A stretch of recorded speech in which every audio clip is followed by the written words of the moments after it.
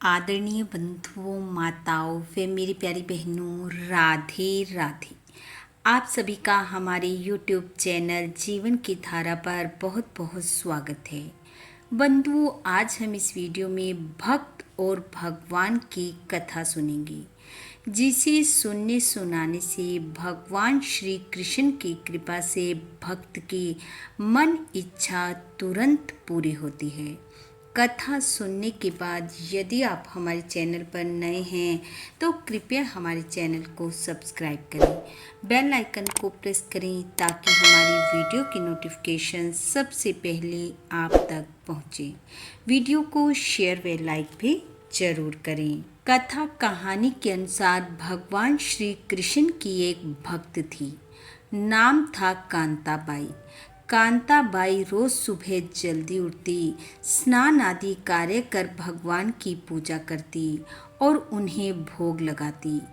जो भोज्य पदार्थ उसके पास होता उसे वह भगवान को भेंट करती। उसका एक नियम पक्का था कि वह भगवान को एक फल हर रोज चढ़ाती और जब तक वह भगवान को फल अर्पित ना कर देती तब तक स्वयं भी कुछ ना खाती।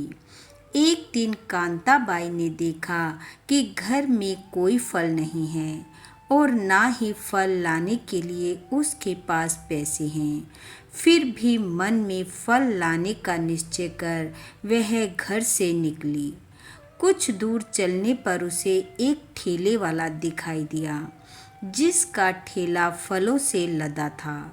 वह उसके पास गई और कहा, भैया मुझे कुछ फल दे दो, मुझे ठाकुर जी को भोग लगाना है। ठेले वाले ने कहा, लाओ पैसे दो और फल ले लो। उसने कहा, मेरे पास पैसे नहीं हैं। ठेले वाला बोला, अगर पैसे नहीं हैं तो मैं फल कैसे दे दूं?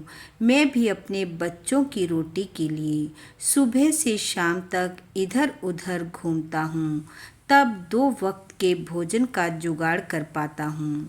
अगर मैं ऐसे मुफ्त में ही फल बांटता रहूँगा तो मेरे तो बच्चे भूखे मर जाएंगे।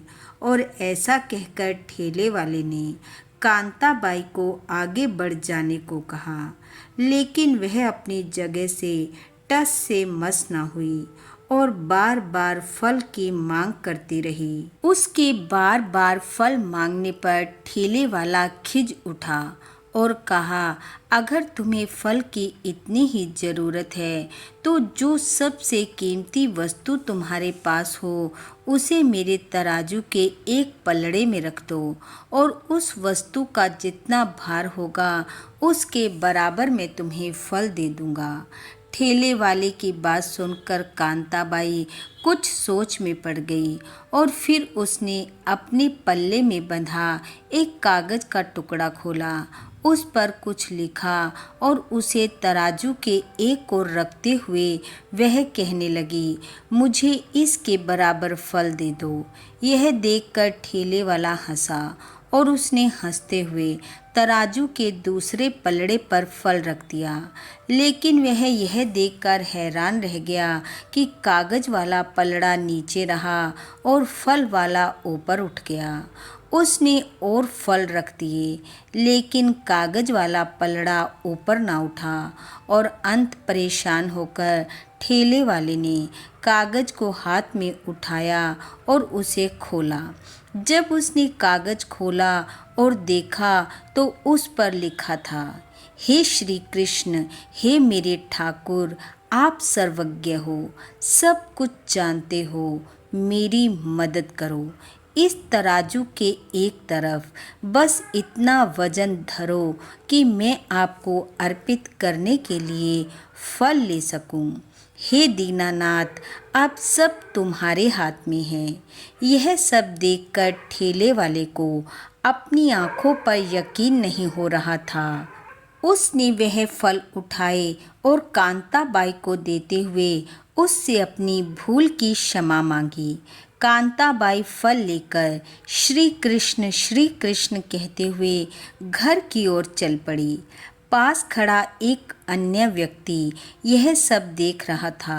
वह ठेले वाले के पास आया और कहने लगा, अरे भाई हैरान मत हो, भक्त की प्रार्थना का मोल केवल भगवान श्री कृष्ण ही समझ सकते हैं। कांताबाई उनकी परम भक्त है। अब तुम ही बताओ, भक्त प्रार्थना करे और भगवान ना सुने, यह कैसे संभव हो सकता है। वास्तव में ही प्रार्थना में बहुत शक्ति होती है। यदि प्रार्थना सच्चे हृदय से की जाए तो ईश्वर उसे अवश्य स्वीकार करते हैं।